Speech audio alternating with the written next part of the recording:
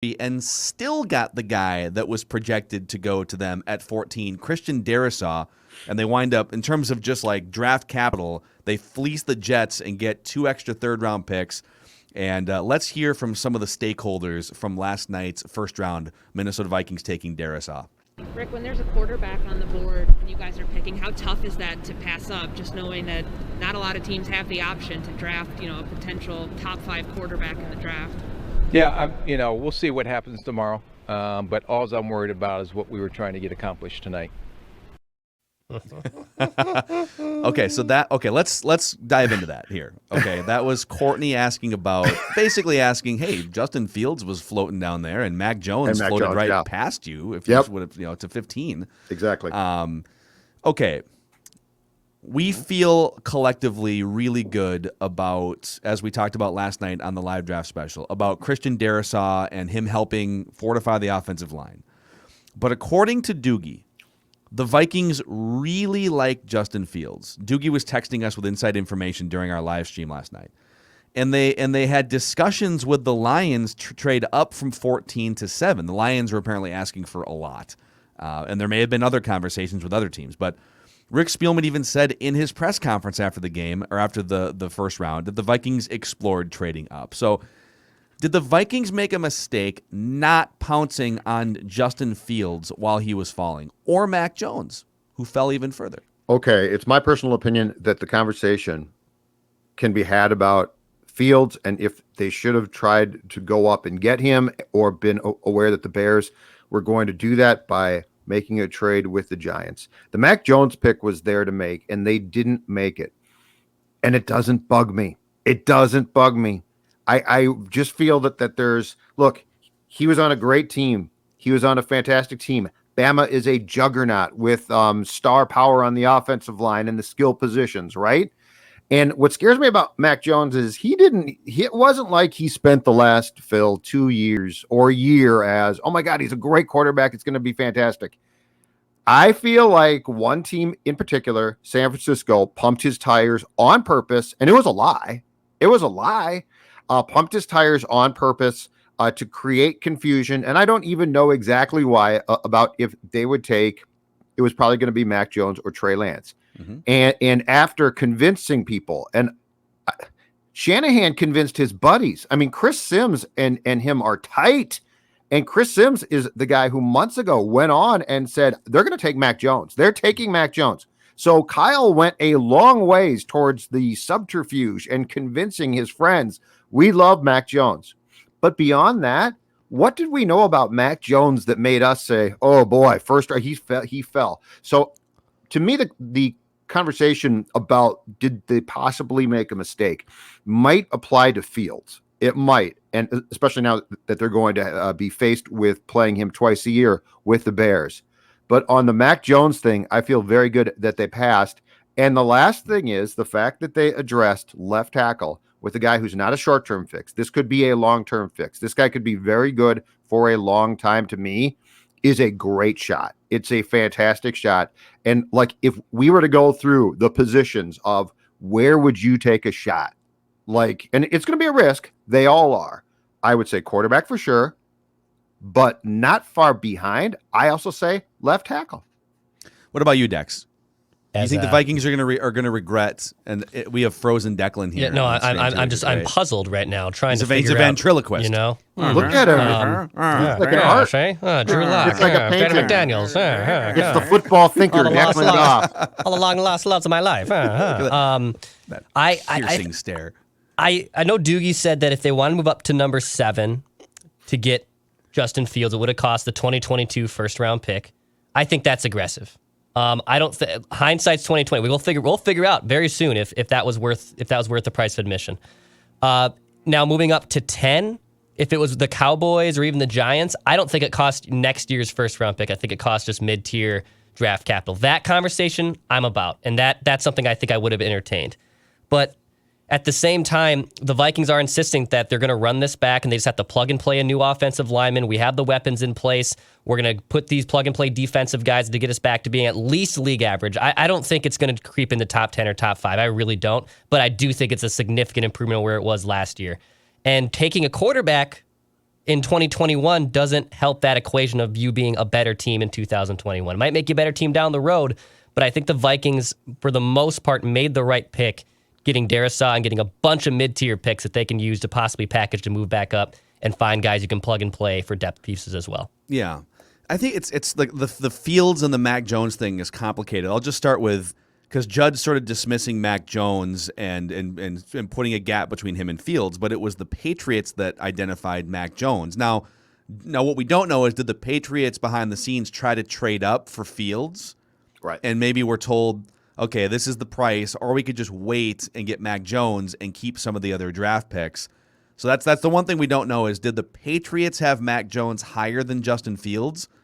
Or did they just not want to trade the capital that it would have taken to move up from 15? Maybe we'll never know.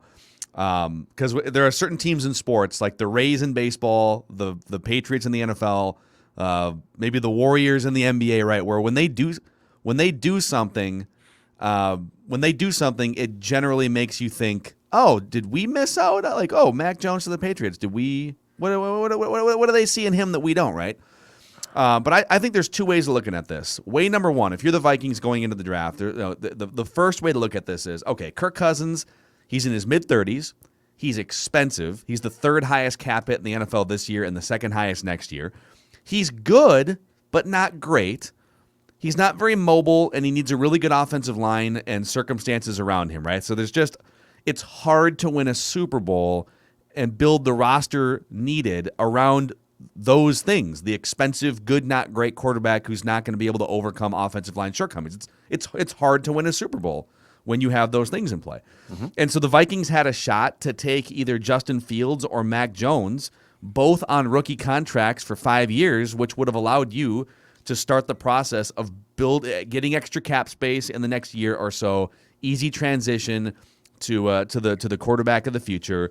But you would have essentially have been punting on helping this year's team until the 78th pick, right? Because drafting a quarterback in the first round doesn't help you this year. Correct. Really. I mean, maybe he comes in and lights it up, I guess, and Kirk becomes the backup. But it would have been a 100% future decision after you spent the entire month of March matriculating cap space and bringing on defensive players and Patrick Peterson. Like, Patrick Peterson probably wouldn't have been too thrilled if they had drafted a quarterback of the future. Harrison Smith, who has 1 year left in his contract, probably wouldn't have been too thrilled, right? Mike Zimmer maybe wouldn't have been too thrilled. So there's that whole thing of, like, I don't know if you can build the roster needed around the quarterback contract you currently have. Can you really win a Super Bowl with the path that you're on? This would have been your ticket to get out from underneath that contract with a quarterback of the future. That's the first way to think about it. Mm-hmm. Go ahead, Judd. Go ahead. Oh, I was going to say, too, what would change this discussion completely is if Fields had been there at 14 and they passed. I would rip them for that. Sure. So like if he had gotten to 14, but he didn't. But that's the one. So if Fields and Mac Jones had flipped and the Bears, God bless them, had traded up with the Giants and taken Mac Jones, and magically Fields is there at 14, then I think you have to take him. Yep. And they might not have, but that's where I would have actually been upset with the decision, but he didn't get there. Sure. The second way to think about it is the draft is about to start. And there are reports that Aaron Rodgers is headed from the Packers to the Broncos, out of the conference altogether. Mm-hmm. And if that happens, Kirk Cousins becomes, especially with Matt Stafford also being swapped out of the division for Jared Goff, Kirk Cousins becomes the best quarterback in the division. And the Vikings become the odds-on favorites, if they don't blow the draft, to win the NFC North. I'll add to that, Adam Schefter this morning is reporting that Aaron Rodgers has begun telling teammates that he is not going to play for the Packers next year. So while the Packers sit here and say, oh, this is all just fake news, this is all, we're committed to Aaron Rodgers for the foreseeable future, and he's already texting teammates, I'm out. I think he might retire before playing for the Packers again, right? And so with all of that, and the Vikings have already bolstered their defense through free agency, and they've got these draft resources, starting with a first-round pick that they can help improve the offensive line, et cetera. Going all in for 2021 probably leads to a division championship and maybe a chance to make some noise in the playoffs. And so I could get behind both of those paths, but I understand why they are so all in on now. Justin Fields isn't now. Mac Jones isn't now. Christian Darrisaw is very much now. And so I understand their logic in sticking to the 2021 plan here. But Darrisaw also, he's not just like a fill a need now guy. He's a fill a need now guy who also could be a need guy in 5 years from now because you might be a franchise left tackle. Right. So it helps you for both. And this team does this. I mean, this is what the Vikings do. They make runs. They try. And they fall short at times, and they're successful as far as at least the occasional conference championship game appearance sometimes. But this is how they do things. If you're tired of this, then you do need a GM and probably coaching change. If you're tired of, if you want them to do what we talk about, this is not the administration that's going to do that. Now let's talk about this one too. Subterfuge on prospects and especially QBs, because it goes both ways. Okay. On Mac Jones, the subterfuge there by San Fran is very simple. They talked him up. I don't remember anybody else, and I might be wrong, but I don't remember any other team privately leaking out, oh, Mac, we love him, right? And conversely, on Fields, I feel like he was the guy, and there's always a guy who is the victim of subterfuge going in the opposite direction, which is, man, he's got problems here that we didn't know about. So I think that those two switch places as far as Mac Jones, I think, fell because he should have. Justin Fields, I think, shouldn't have. He did. Now, the catch there is, and this is a problem. I mean, it just is, Phil, every single time it's done. The problem is the team that stopped Fields' fall is the Bears. And until the Bears actually develop a QB, and I mean do a really good job, I don't mean, oh, he's a pretty good quarterback, he's not too bad. Yeah. I mean, until the Bears actually do it, I'm not going to believe it, because essentially in the lifetime of 51-year-old Judd Zolgad, they have not been successful. Jay Cutler was traded for, and he was pretty good, but he was traded for. So so Justin Fields, unfortunately, might have gone to the exact wrong place. Yeah, if I'm just pulling up a list of Bears quarterbacks drafted. So this is, I'm not kidding about my age. This is the list of Bears quarterbacks drafted in like the last 30 years, high up. So God. Mitch Trubisky, number 2 overall. Justin Fields. Mm-hmm. Cade McNown was the 12th overall pick in 1999. Yep. Rex Grossman was a first-round pick in 2003. Yep. Jim Harbaugh was a first-round pick in 1987 for them, and he was kind of just a lunch pail quarterback. Yep. They've had some second and third round picks too. Peter Tom Willis in the third round in 1990. Oh, I remember Peter Tom Willis. Kyle Orton in 2005. Yep. So there's 2 ways to look at this too for the Bears. Way number 1 is, oh, they finally got the guy, right? And way number 2 is they never identify the guy correctly. Exactly. Ever. Yes. So these draft takes by us, by the way, are presented by Federated. You know, listen, Kirk Cousins needs some insurance, man. He needs that left tackle to be protecting his blind side. And if you're a business owner, you need protection for your blind side, the things that you don't see coming, the risks, and the potential things that could put a dent in your business. Well, that's where Federated comes in with over 100 years of experience helping business owners across the Twin Cities. You can go to federatedinsurance.com to find a full list of industries Federated protects, and you can find out more about how MyShield, the online client destination for risk management tools, how they can help you as well. So federatedinsurance.com. Remember, at Federated, it's our business to protect yours. What do you think is... for the Vikings here, and I know that like most people are probably going to listen to this after the second and third rounds are in effect, but just to be on the record here, what do you think constitutes a successful rest of the draft for the Vikings here?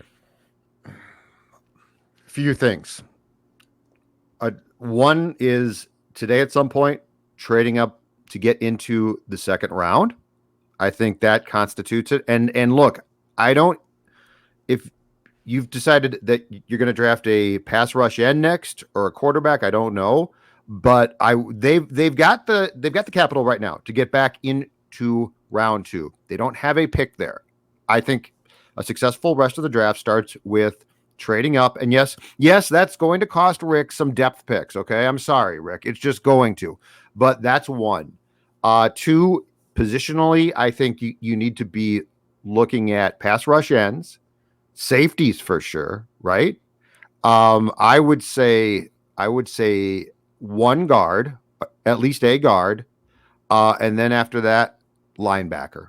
So I think between those two, but I would really like to see Rick give up some of his, 4 third-round picks or 3 fourth-round picks and get into round 2 and take a player who should be taken in that round. Yep, I'm with you on that. I just don't want him to be trading back for 7th-round picks. A win for me, for Rick Spielman, would be for them to finish this draft without a 7th-round pick. And right now, they're on course to do that. I don't think they will, but yeah, you're right. Because normally what would happen is, like, let's say you go into the draft and you only have 6 or 7 draft picks, right? And so he would want 10 or 11 by the end of the night. And then to do that, you would have to start spinning trades backwards. And maybe that process doesn't start until the 2nd or 3rd round, whatever. And so by nature, you'd be picking up 7th-round picks. They already have 11 picks. And they don't have any. Their 11 picks are all before the 7th round. Like, think about the value. You have that many picks before the 7th round. Yeah. They've had 8 7th-round picks the last 2 years. So my challenge to Rick Spielman is, can you fire off those 11 picks, either trading up or just making the picks where they stand without acquiring a 7th? That's going to be so tough. That's going to be so tough for them to do. And that's if they do, be so tough. It will guarantee that they have the best shot at actually getting talented players. Yeah. So, and don't draft a punter. Don't pick in the 7th round. Okay, what special teams position would you not criticize them for drafting? We got kicker, punter, long snapper. Never. Did you say long snapper? They drafted a long snapper. Long snapper, baby. Cutting was one, and they had to cut him. No, don't draft. No, don't draft any of those positions. At the risk, I mean, come on. Like, is it really that hard for someone who's played professional football to learn how to long snap? Like an undrafted free agent. Come on.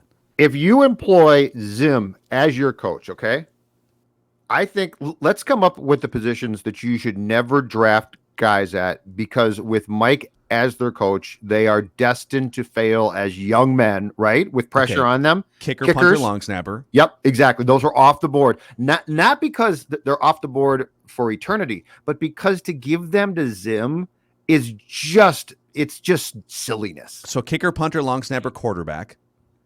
Yeah, that's that. Well, unless it's Teddy, you're not wrong. I mean, Teddy physically cracked under the pressure of Mike Zimmer.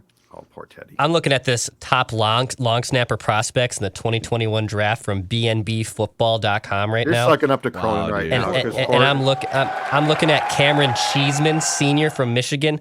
Oh, he can fire that ball. We call it let me give you this, just at least this first 2 sentences of this bio. It's like a rocket coming out of his ass, boys. Just absolute pure. The first word that comes to mind for Cheeseman is prototype. At 6'4", 235 pounds with solid athleticism, he looks the part and can tackle well in punt protection. But the most important part of any long snapper is consistency and snap speed, and Cheeseman gets a check mark in both of those categories. 6th round pick, 199. Sign me up, baby. Tom Brady pick. There's my long snapper. I am not giving Zim anyone named Cheeseman. Hey, Cheeseman, Cheeseman, come here, you're cut. But you know how many great Cheeseman jerseys the Vikings could sell on their online shop? Cheeseman belongs, that's what I was just going to say. Cheeseman belongs with one team and one team only, and that's the Green Bay Packers. Yeah. Cheeseman. Boys, before we get out of here and start cracking some seltzers for the weekend, we do have an obligation every day. We're gonna win, Twins. We're gonna score. We're gonna win, Twins. Watch that baseball score. Twins are back. They just jacked a bunch of home runs the other day, and our Twins conversations on this show are powered by Dennis Kirk and DennisKirk.com. If you like to ride Harleys, whatever it is, sport bikes, Dennis Kirk is here for you with 160,000 parts and accessories in stock, apparel, clothing, helmets as well. Order before 8 p.m. and they ship the same day. Plus shipping is free on orders over $89. Who do we got there, Judd? We're joined by Bert. He's back. Oh, is it Bert? I thought it was Bert's back. Tell. Bert's back. Thought maybe Bert's in a the Terry house. Mulholland for a second. He's there. I got was some trying to figure stats out to who the read. hell it Hold was. on a second. He's got some stats to read. His birthday to talk about. It is generic bearded bobblehead guy that they just Yeah. painted a Twins uniform on. God. Find out more. Dennis Kirk, best in the business. DennisKirk.com. Everything you need for your ride at DennisKirk.com. All right, the Twins are back. They just hit a bunch of home runs the other day. And what roster moves did you see them make? Kepler's back from COVID. Yeah, they. Garlic, bunch. Declan's guy Garlic is back from COVID. Yep. They optioned, I believe, Ryan Jeffers, right? Yeah. Yep. And they Fine with that. optioned Rooker. Brent Rooker. Yes. Okay, Yeah. so wait, so Jeffers is out. So that means Astudillo is their backup catcher right now? Unless there's another move been made. Yes, that's the thing. That's Yeah. interesting. Garver That- and Is that just Tortuga. a think to get? I mean, Garver had a nice, I think, showing. We had a couple bombs in that Yep. second to last game. Is that just to get Garver going and playing every day? Like, is that? Yeah, but part he's of a the catcher, strategy and there? you don't really want him playing. Yeah, I every know. day. I know. True. I don't know. It's just- And I- Astudillo is kind of a train You know wreck what at catcher. Oh yeah. Yeah, I think it's one thing. Jeffers has been overwhelmed, and True. he came up last year and played well, but right now he's not that good at anything. It ain't like he's framing. I don't care what the What framing would you stats say you do here? I don't Ryan? care what the framing people say. I watch it with my own eyes, and I've never seen a baseball jerked around the strike zone as much as I have by Jeffers. And Garver is clearly more adept at framing pitches. Jeffers has been awful at the plate. So I think this demotion is a good idea and was earned. I don't like Astudillo being your main backup catcher. It is weird. Although La Tortuga has he hit that home run like everybody else did the other day, so his bat has been a lot more reliable than Ryan Jeffers. Yes, and that's they like to carry 73 pitchers on their roster at all times because guys have to be pulled out of the game when they go third time through the order. I want to ask you guys a broadcast question for a second. So they're Dick Bramer the last couple of years with Judd's Burt Blyleven bobblehead, they've been kind of piecemealing it together. Roy Smalley was in the booth for a few games, and Justin Morneau has been in the booth for a lot of games. LaTroy Hawkins. Do you like the rotating color commentators on Bally Sports North, or would you rather just like one guy, whether it's Justin or somebody else, get the bulk of it and just have it be Dick Bramer and Justin Morneau? So the last couple of years, I have liked the fact that they have had different people on different games. I have enjoyed it. I'm starting to get to a point where I would like a bit more consistency, and it is a shame that Smalley just can't do it. I think Roy is just fantastic. I think Roy is great. Don't you think? Is it because he's got his financial because he's got a advising job, day yeah. job or whatever? But like, That's if I could pretty pick a guy, it's probably Roy. But like, so just into the first, I think like 2 weeks of games, I don't know he's been on since. So yeah, it's getting a little bit too piecemeal together for me personally, and I think that Roy is really, really damn good. I'm a big Roy guy too. I think the only thing with Roy is he doesn't. If you're trying to appeal to like the current generation of Twins fans, he last played in the late '80s. I feel like beyond Jim Pete, also with the transition from Fox Sports North to Bally's, like they were all talked to about being more positive as well, though. Like the Twins were playing awful baseball. They were playing awful. And again, I don't want you to light up players and do what we do and call for guys to be. Wait, you kind of want that. Wait. No, but what I want is breakdowns of what's going wrong. Tell me why things are going wrong. And on the Wild and Twins, it feels like they're backing away from that more. And I don't understand. Like I pay a lot for cable. Give me the truth, man. I want the truth, ladies and gentlemen. I can handle the truth. You can't handle And it. I mean, You can't handle the and truth. here's what though, I man. know. Here's what I know, you guys. Jim Pete, it's unbelievable. Like he criticizes Cat in a constructive way. Okay, again, Yes. never rips him. He criticizes Cat constantly for things that he should. And guess who learns? Judd learns. He likes that. Jim Pete's right. I didn't see that because I'm not Jim Pete. And it's like with Roy, there's more to give there. Like Roy could really break down a lot of things, and I feel like they're not allowing it. And it's like when the Twins stink, it's okay to say, Roy, what is this guy doing wrong? I mean, Roy used to come on our show and meticulously break down Sano's problems. Yes. And every time I learned a ton. I'm like, oh, that's what I want back. I want the freedom for these guys not to rip guys. That's fine. But to tell me what's gone wrong and why, because you played the game. But here's what would happen, right? And just some behind the curtain stuff here. When Roy was he was a daily guest on our old radio show on 1500 ESPN, and or not daily, a weekly guest, and he was amazing.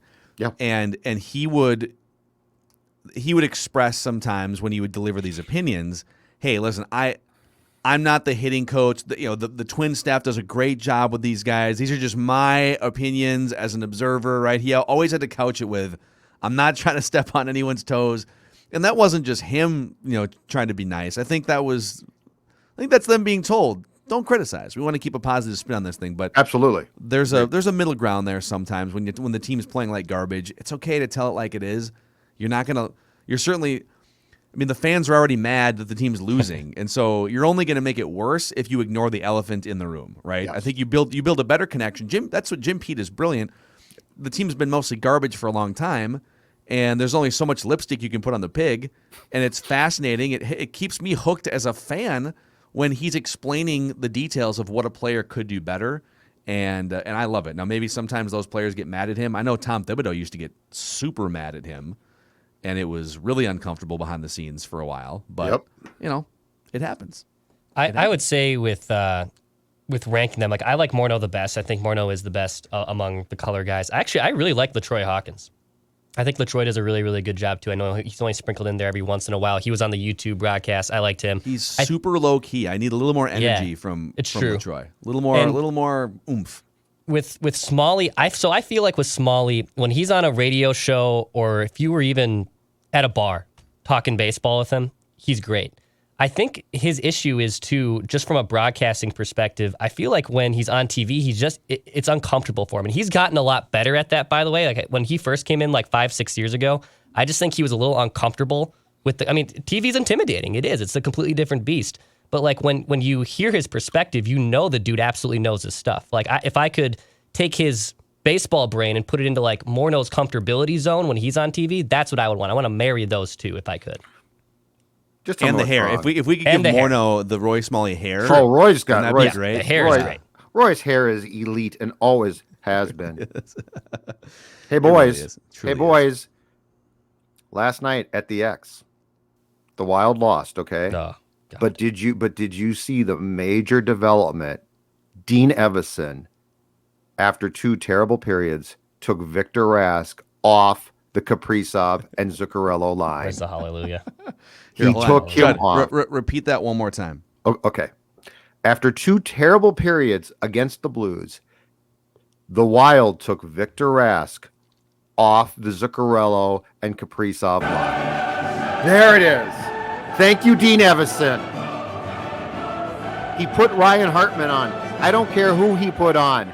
And guess what Rask did in typical Rask fashion on his new line, which included Declan's first sports love, Kevin Fiala. It is my first love. Yes. Rask contributed.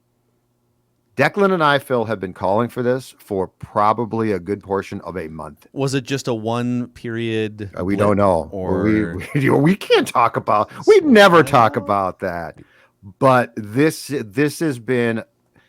I'm dead serious. I think Dex. This has been at least 3 weeks of us begging this guy to take Rask. Like Phil, he's like in a time machine. Rask is skating in 1976 with 2 guys who played the game in 2021, and we have been begging Evison to make this change for anybody. Just get Rask off the line. And finally, after 2, I guess, just awful periods last night, they did it. The Wild rallied to tie the game at 4 and then lost in overtime. Never underestimate the power of Mackey and Judd and Purple Daily and the influence we have in this Amen, town. brother. Yep. Amen. Even Kevin Gorg is tweeting out the Score North $dollar bill Kirill graphic. Oh, did he? No, yes. I love Gorgie though. That's great. Gorg's the best, man. I love Kevin Gorg, but He's he took a screenshot of clearly the tweet, and you can even see our Score North watermark on the pro. Because shout out to AJ Fredrickson, who's a great Photoshopper. He's a competitor. And he said, "Let's go, Kirill Kapri." Of course, it's this guy, and there's just a little little Score North watermark on that dollar bill. We set the bar, and everyone else just tries Odds to he match. got a text or phone call from an employer. Probably both. Probably both. I love Probably it. everybody called Hey, him. I've got a fun little nugget here from Chris Thomason, Vikings beat writer from the Pioneer Press, to wrap the week here on Mackey and Judd. And by the way, for people wondering, Action Movie Rewind. yeah. There's just so much draft. We had Gerson today. Action Movie Rewind next week. Cobra with Sly Stallone. Yeah. So next Friday we'll get that back in the mix. But I want to leave you guys on a positive note here, a Vikings draft related note. Okay, a look back in history. Chris Thomason tweets, wide receiver Troy Williamson, taken number 7 by the Vikings in the 2005 draft, turns 38 years old today. Williamson's NFL career didn't go too well, but he has become a successful businessman operating a Witch sandwich restaurant in his native Aiken, South Carolina, and as a motivational speaker. Yeah. So That's bravo awesome. to Troy Williamson, Yeah, he's operating a Witch sandwich restaurant and speaking motivationally to whoever he speaks to. Matt Foley. Just don't throw him the mic. He's Matt Foley. Hand him the mic. Don't toss it. Let me tell you something. What, he lives in a van down by He the lives- river? I'm a former receiver that lives in a van down by the river. Behind the witch. I'm a motivational speaker. So when that ball is coming to you in Denver and you're wide open and it bounces off your face mask, just remember, you could be living in a van down by a river too if you don't get your act together. He could be a motivational speaker for guys that can't run routes and catch. Cordero Patterson, let me tell you something. I love how you just blended into like Hulk Is Hogan. he Hulk Hogan now? Let me tell you something, brother. Which, by the way, come on, you guys. I got the WrestleMania 6 champion we got, versus champion shirt. We got here. Backlash this Sunday, I believe, don't we? In WWE. Yeah, I'm kind of wait, out. what? I'm kind of out again on WWE. It's kind Guys, of boring. I believe it's a pay-per-view. Oh, and weekend. I've still got my Judd reviews, the last one that we didn't That's do. right. Next week, the DMX, formation. right? No, DX. DMX DX. is very different. Yeah, DMX. Anyway, DX. I watched it. I've got notes. I've got thoughts. Okay, Degeneration Okay. X, the formulation of Degeneration X. Yes. All right, boys. Purple Daily live stream tonight, rounds 2 and 3, and we'll also have all kinds of Purple Daily content throughout the weekend too. So please subscribe to our YouTube channels, Score North and Purple Daily, and spread the word. Minnesota Sports Daily Entertainment, Mackey and Judd, and Purple Daily. See you guys next time.